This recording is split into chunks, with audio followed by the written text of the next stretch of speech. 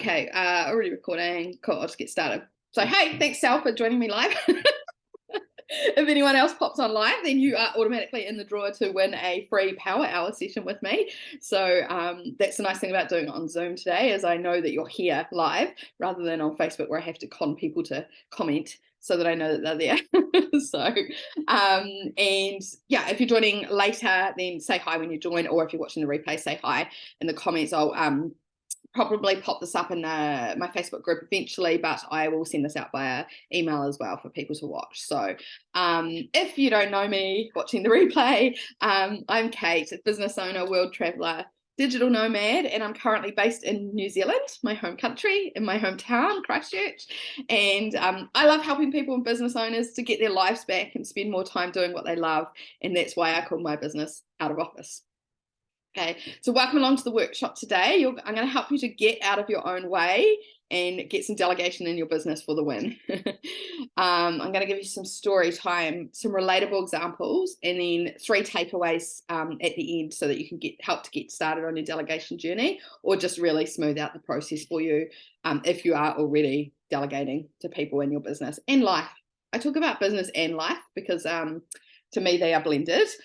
We don't necessarily step away from our office anymore and forget about work, or vice versa, which has its pros and cons, and as the ever-changing world is getting used to working that way as well. So I'm going to try and keep this under 45 minutes because I respect everyone's time. And if you've carved out an hour, then you're going to have an extra 15, 20 minutes to implement the takeaways that I give you at the end. So I'm all about implementation as well. Please don't waste your time watching this replay and then not doing anything with it. I'd rather you go away and do something that you love now, if you're going to do that. But you can have some time at the end to go pet your cat or make a coffee or water your garden. I don't know if we need to do that at the moment, but or start delegating.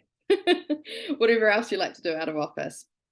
So as part of my introduction, I like to talk about why I'm so passionate about this and why I teach this as well, because spending time doing what you love will always keep pulling you back to your why in your business, and because overworking in your business and overthinking and essentially getting burnout eventually in your business will pull you away from your why, and you'll just fall down a deep dark hole that you'll never find your why for a very long time again, because your why is not at the bottom of that deep dark hole. And I truthfully believe in life as well. We're here for a good time, not a long time. So, and time is the only commodity that we can't get back, and we waste so much of it unnecessarily, and everything else like money and resources and all the other things that we have in our life that we value, often we can get back, we can make back, we can refresh, rebirth, but time is the only thing that we can't really get back. So that's why I'm so passionate about talking about it. And I talk about it in various different ways. And today is delegation. I'll talk a little bit to the side about some of the other ways that I help people in business, or that are the methods of business that will help you to get more time back. But yeah, that's it for now. So I've got a couple of questions that I'm going to ask, and feel free to, if you're watching the replay or if you've got freehand there, Sal, type it in the chat, but or if you're watching the replay, hit it in the comments or hit reply on your email and send me the answers. The first one is, do you know what you would be doing if you had more time?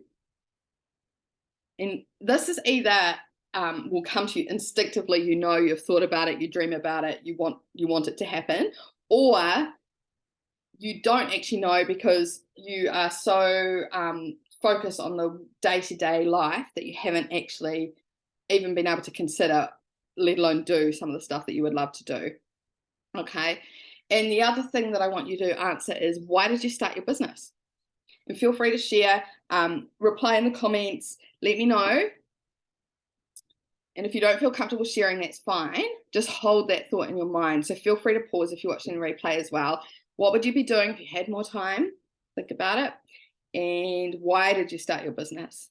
Just some really good foundations to start before you start thinking about all the other bits, delegation, other bits that I'm going to talk about here. And to start off with, I'm going to set the scene with a story that some of you may relate to.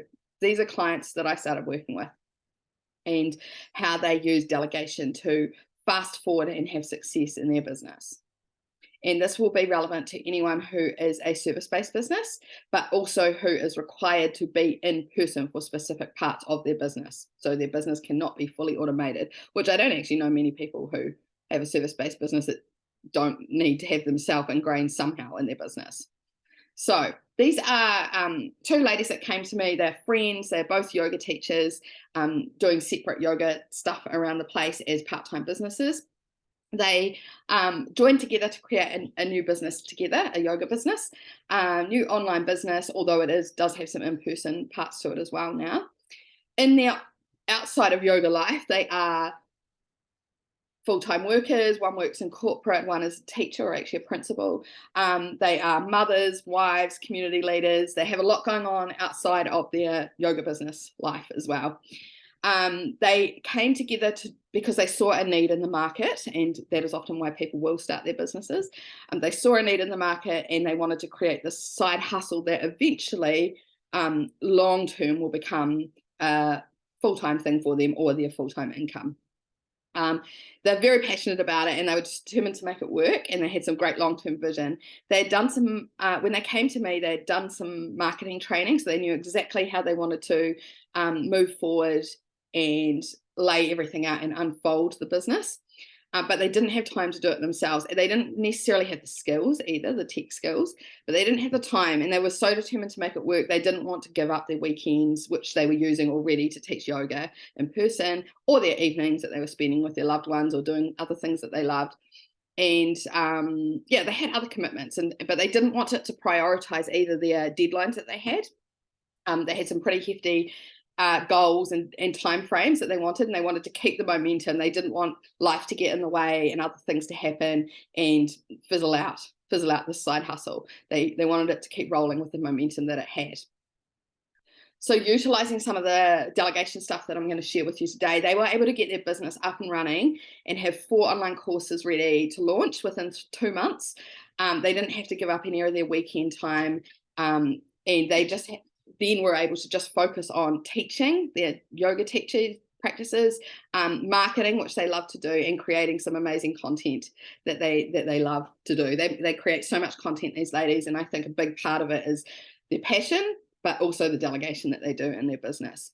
So that is kind of their story. I've been working with them for 18 months now with their online course and online business side of things, but they also delegate out things like editing videos, editing content, pre-scheduling content, and I'm sure a lot of other things in the admin side of their business as well. And it's just a really nice example. Very specific to me and my clients because it's the online course space, but I see so much of that sort of stuff fizzling out and not moving forward, because life gets in the way, but it just could have been set up better from the start and delegated out for people to help hold your hand and get things going. So next I'll move on to a little bit of a story about me and examples. I mean, guess jumping straight in the deep end, examples of how I use delegation within my business and life. So in business, I will separate them here because I know not everyone has the same kind of framework and structure of business and life. My life is very different to sales life, I'm sure, without having children and things. So for business, I have administration assistants. So people that help me with my client service agreements, my invoicing, documents that I want to create. I'm going to show you this ebook at the end, but definitely I created the content of this and someone else pulled it together for me. What else? Specialist assistants. So I predominantly work in Kajabi, and I have someone that also knows Kajabi that can help me in there with my own Kajabi business, but sometimes with my clients' business work as well. I have social media assistants, so someone that creates all my social media for me, pulls it together and schedules it for me. Ironically, it's a service that I used to offer myself to other clients, but it's like the builder that never builds their house. So, I sometimes consider bringing that back in-house, and it's a flat no from me based on everything I'm going to tell you today. It would sit on the bottom of the pile and it wouldn't be prioritized. So having someone else to do that for me is a big win in my business. And the very first thing that I ever delegated in my business was a bookkeeper for my accounts. And I originally this business has had different iterations. I originally was a contractor in government, and even then I had some bookkeepers a bookkeeper doing my accounts for me, just because I didn't really understand how it all worked back then as a contractor, and tax and things. I then took it away from them for a year and did it myself, because I was very much part-time in this business, and did it myself. And after I did my first end of financial year tax return, I vowed that I would never do that again, and I redelegated that out. So take it from me, if you don't already have a bookkeeper, get one. Unless you really love numbers and doing that yourself. But that's a massive one for me. I don't have to worry about anything. I don't have to worry about the tax man knocking on my door. I know my accountant knows my business. My bookkeeper knows my business. And yeah, it's just a huge one. She prompts me when she needs anything, so I don't have to think about it otherwise. Then examples of delegation in my life. Like I say, I don't have children. I travel a lot. I am a full-time pet sitter as well. So my life can be quite chaotic in different ways to other people's. So I do have some admin assistants in my life as well. I recently, I think, felt like a light bulb moment. Because of the virtual assistants I've been using in my business, thought about some other stuff that I could use virtual assistants for in my life as well. Like I am currently house hunting to buy a property. So I'm tracking what's going on in the market with different houses that are coming up. And I just found it was a little bit dull for me to do, and I wasn't keeping up with it and doing it. So I just started adding all those Trade Me links into a spreadsheet, and now my virtual assistant does the rest for me and gets all that data into a spreadsheet for me, and I can review it and look back on it and add my notes at the end as well. So that was really good, because that was a project that I had lost the passion for and was fizzling out, as I spoke about before with the clients. So that's an example of life admin. I'm sure there's lots of other things that people could use for that. Are your kids selling raffles at school? Can you just get someone else to help do that? Can you just buy all the chocolates yourself to eliminate that? The other, I guess, life admin things that I had in the past are like travel agents. Even just things like not like chores around the house, cleaners, window washers, car washing. God, I hate washing my car. Even just taking it through the car wash, I see as a delegation. And a mortgage broker will be something else that I'm coming up against next. That's something I don't have to think about or do myself. I'm delegating or employing a specialist who knows that information, who will help me fast track and know that for sure I'm on the right track with things. So you've got a friend who outsources laundry. Yeah, brilliant. Oh, I would outsource. I think my next thing I would outsource in personal life, if I was in one place for long enough, is cooking, like food, meal prep. Yeah. And that's one part of the thing I love about sometimes when I travel away, is that some of those countries, that is just the norm. And, you have someone, I've just been in Nicaragua for 5 months, and there's ladies there that just cook all your meals for you, and you can just pay such a small amount every week to have all nutritious, beautiful, fresh meals. They do your grocery shopping for you as well. When I went to Malaysia, I didn't even wash my own hair when I was there, because you could go to the hairdresser and get it washed, blow dried once a week for $10. So why would you? Things like that. It's nice to have here in the Western world, I think, but it's also time saving, if you can afford it and it's there for you. So anyway, yeah, other things could be, cleaners, grocery, I think even like online grocery shopping is something that can help save us time. But it's just thinking outside the box of delegation is not just in business. Like, think about it outside. If you have children that are old enough and willing enough, delegate to them as well, for little things, around the house as well, pocket money. So these all allow me to take time out of my business by delegating out all these small things.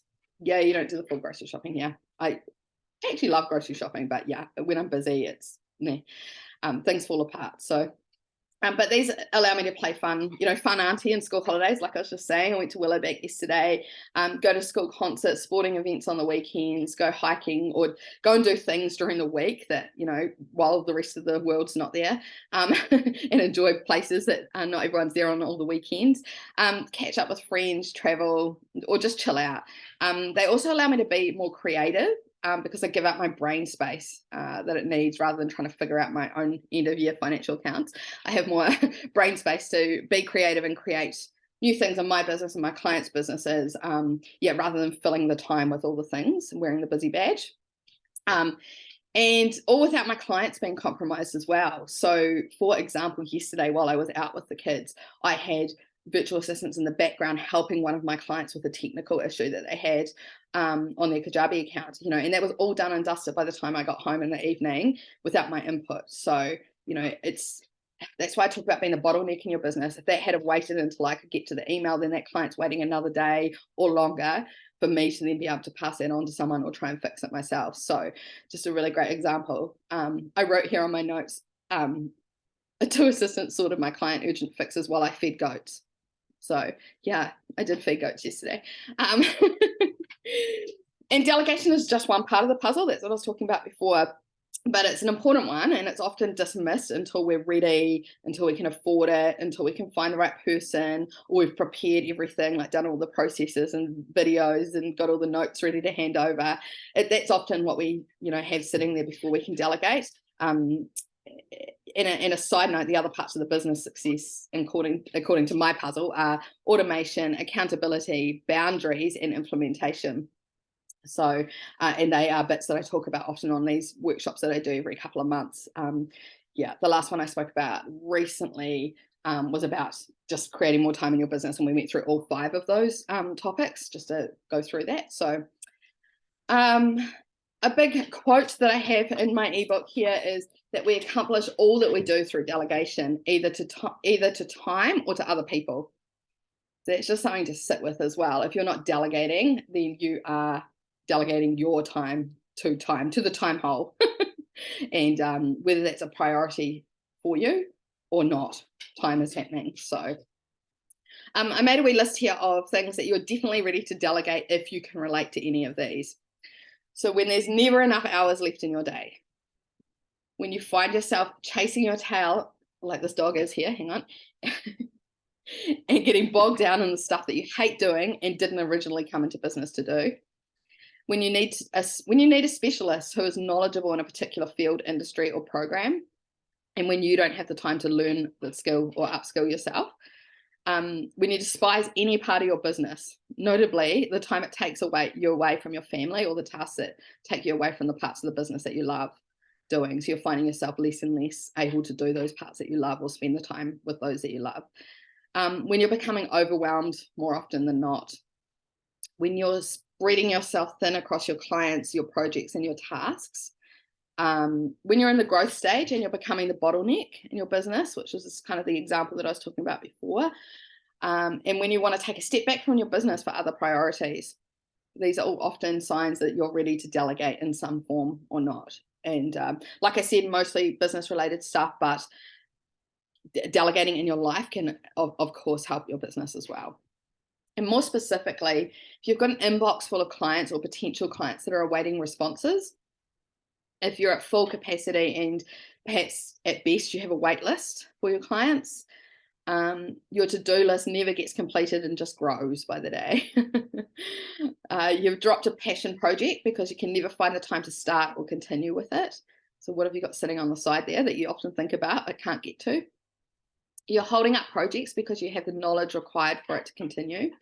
You know, so you have the knowledge and you can't, if it's a collaboration project, you can't get to it to contribute, and therefore it's just sitting still. And that could be happening with your clients' projects as well. And you miss out on jobs or opportunities because they're on your to-do list or they're stuck in your inbox.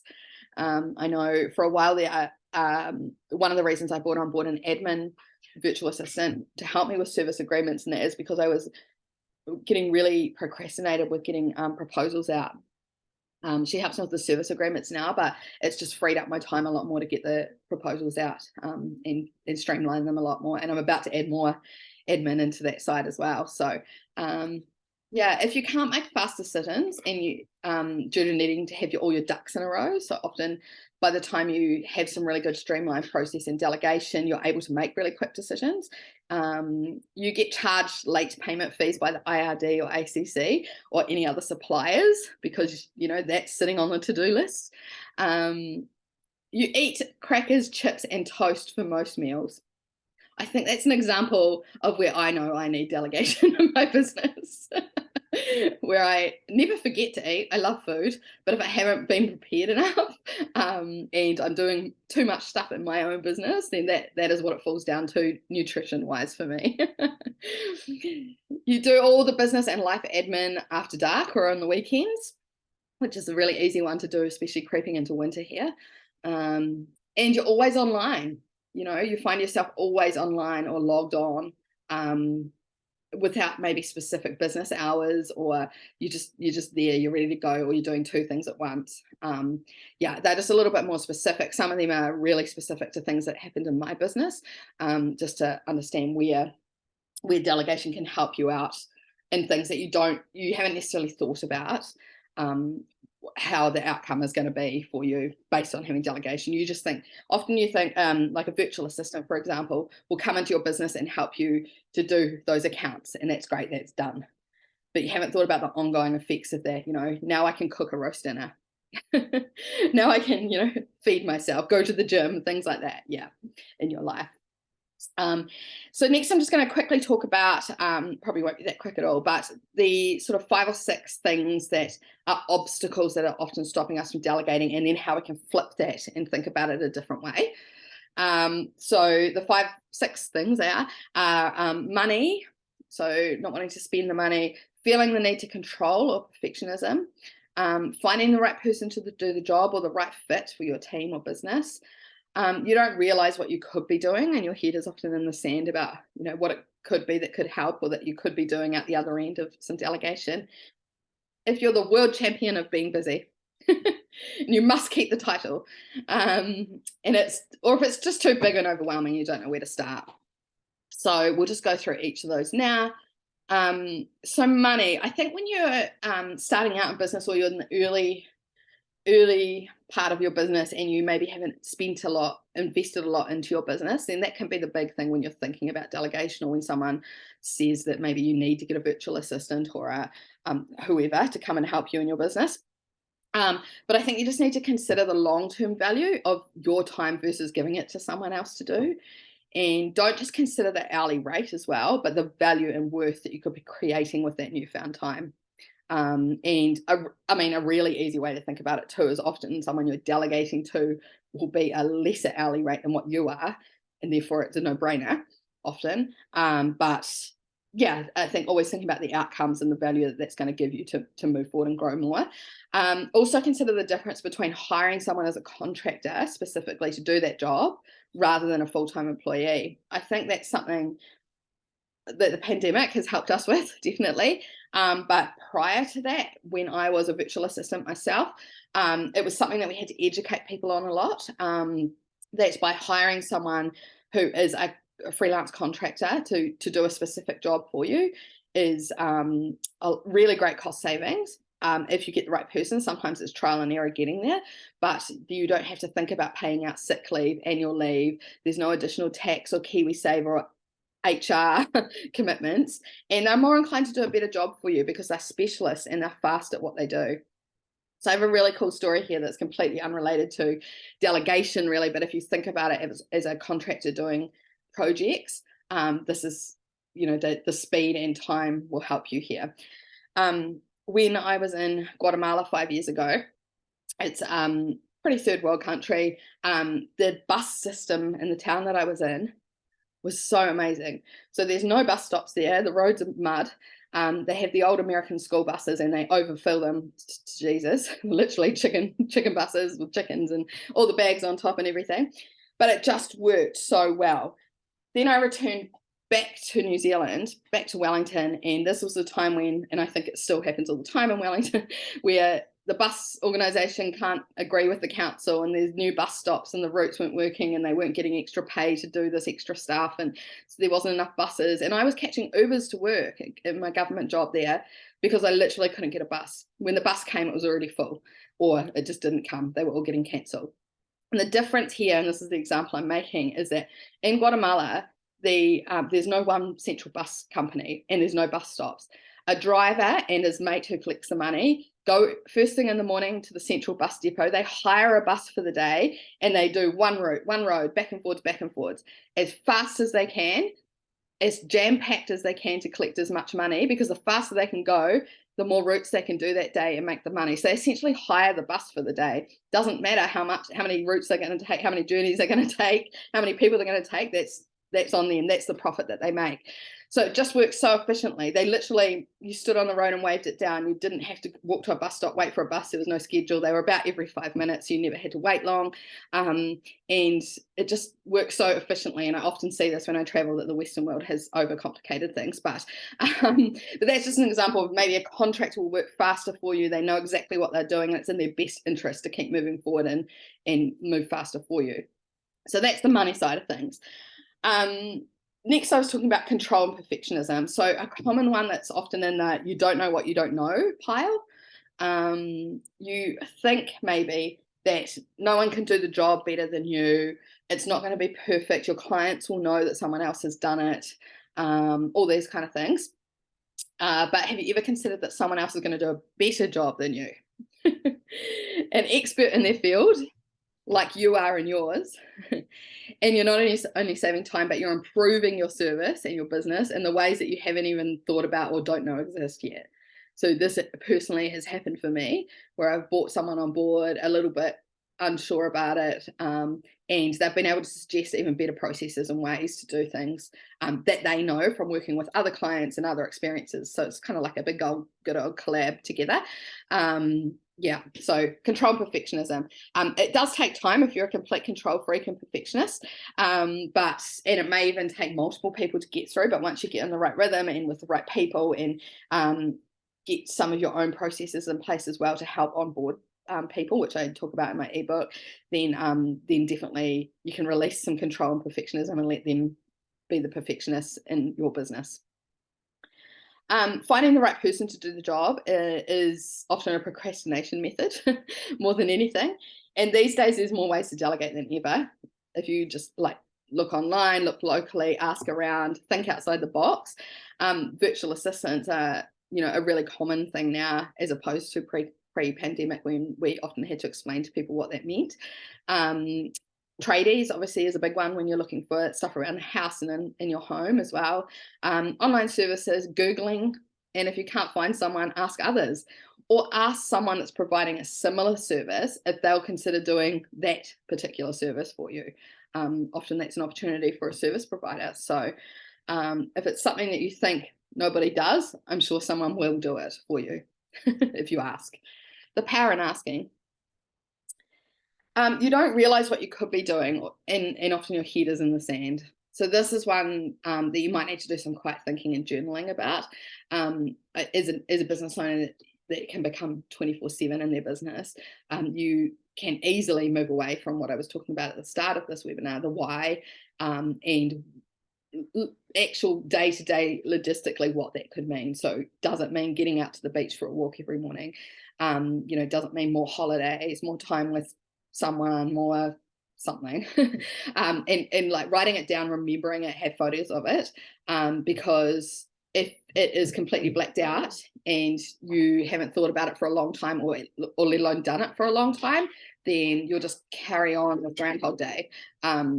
So once you've got it in your vision, then hopefully you'll be able to prioritize a little bit more, getting some delegation in place so that you can start to do those things that you love.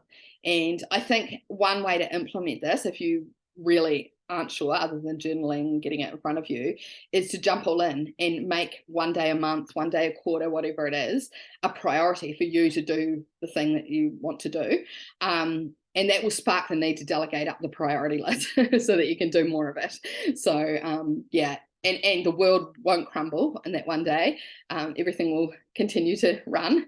And and if anything, you'll figure out the lessons as well from having one day out of the office that you need to have in your business too, so that it can operate without you, because that is a reality, whether you want to be there or not. So the world champion of being busy. I've been there and got that badge, and that's come out of being in corporate world. It's nothing on being able to wake up slowly each morning on your own schedule, take time to work on your business at your own pace, while still having all your clients cheering loudly.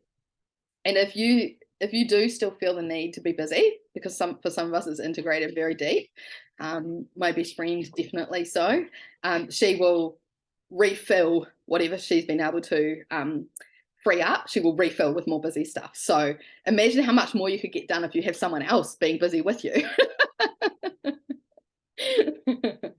And if it's too big and overwhelming and you don't know where to start, then that's a good first step, because you've recognized it, and you've had a seed planted today, or you've been thinking about delegating for a while. So depending on your delegation needs, having a conversation is a really great place to start.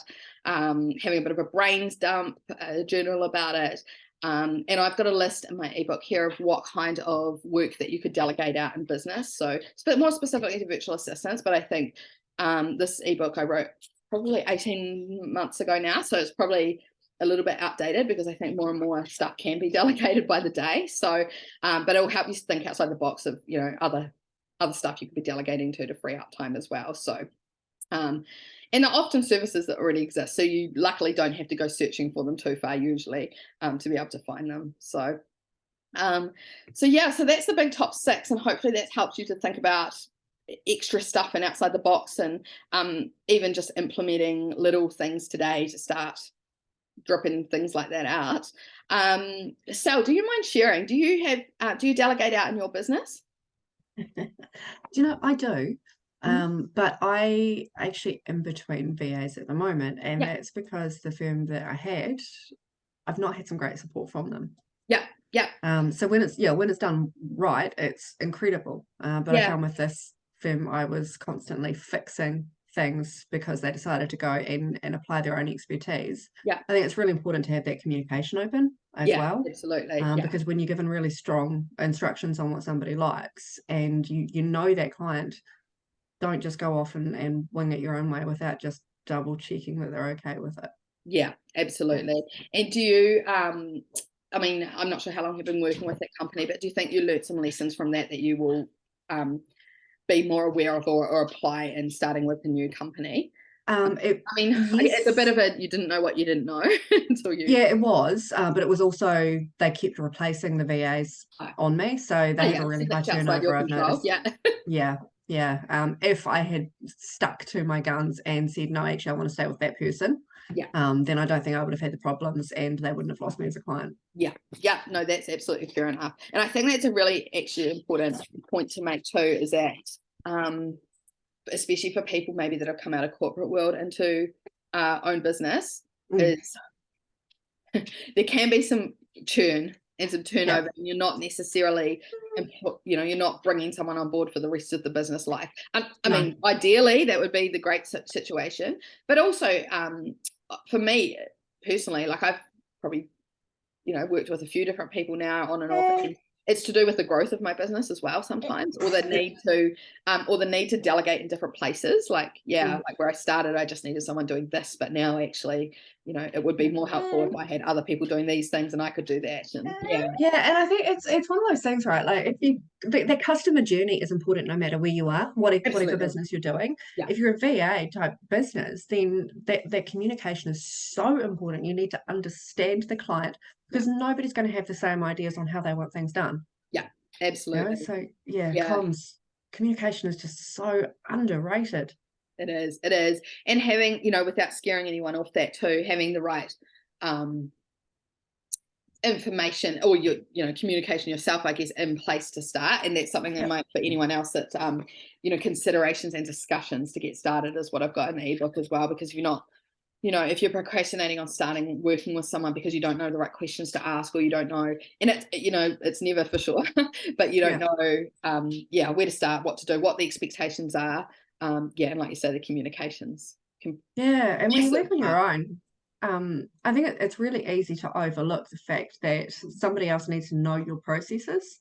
Yes. So even though you're on your own, document everything you do. Because it also helps you to highlight what inefficiencies you've got going on. But it makes it that much easier when you go to delegate. Yeah, absolutely. And I've got that in there as well, some tips about and sharing files, cloud-based stuff. And for me, kind of it's an ongoing journey. I've just started working in Notion purely for that fact that everything is kind of, I am the bottleneck in the process side of my business because I haven't documented, or I have different Trello boards for different assistants and things, but nothing's all in one place. And also for clients to be able to see a timeline and stuff as well. So awesome. There's some super cool support that we can access now to, to bring it all together. But yeah, and I think that's a big conversation at the moment too, with AI being the massive feature at the moment, is, it's still all going to come down to that personal communication always. Yeah. Always, that's what it comes back to. Yeah. Got the dog crying. Have another snack. So emotional. Cool. So that I just wanted to finish off with some actions and takeaways for people. Implementation. So I think to start off with, it's about reviewing your business and seeing where you can apply some delegation right now, or reviewing, looking again at where you could be applying delegation differently in your business as well. Like I said, that's something that's been an ongoing thing for me as my business has grown, looking at where it's working, where it's maybe not quite working and needs to shift. And sometimes that means bringing on board and getting rid of different people as well. And then making a plan of what you would specifically like to delegate and when. So it's almost like a priority. Like, yes, I would love to have a personal chef and personal trainer right here, where I'm staying, but that is not reality for me at the moment. But we'll put it on the list and then prioritize what is right now. And I guess review that list as well regularly, because if it's going to change, then maybe something else is going to move higher up the list. So yeah. The second thing is to write a list of things that you would love to start doing more of. And I always add this into all my workshops and challenges that I do, because I think it's really important that we can lose sight really quickly of what it is that we want to do more of. Myself included, I can easily stand in front of my computer 5 or 6 days a week and get stuff done, sometimes just for pure creativity and fun and joy, but that is not actually the priority of what I want to be doing in my life. So I need to remind myself to get out there a bit more. And yeah, because like I say, overworking in your business can break it as well, let alone yourself. So and then the third thing that I'm going to give you is the ebook. So if it's some form of virtual assistance that you require, or not even virtual assistance in the form of a executive or business assistant anymore, but also bookkeepers, graphic designers, anyone that does anything online that works virtually for you, then my ebook will help you with that. It's got in it a little bit of what we covered today, but also, like I was just saying, some stuff to get you started, some ways to start setting up your processes and getting that handover stuff ready as well to help you. Sometimes if you're working with an agency, they'll already have stuff prepared and ready for you that way, so long as it works for you as well.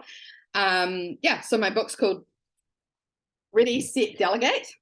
And it's the complete guide to getting started with a virtual assistant. And I'll pop that through on an email to everyone afterwards anyway, with the replay to this. But my favorite quote in delegation land is that even Batman had a Robin. So don't try and do it all yourself. There's too many hats to wear in online business and in our own businesses, and we were never made to do it all ourselves. One person cannot build a whole house. So just a reminder of that. And whatever you're doing great, but you could probably be doing better with some delegation. So yeah, awesome. Thanks so much for joining me today, Sal, taking your time.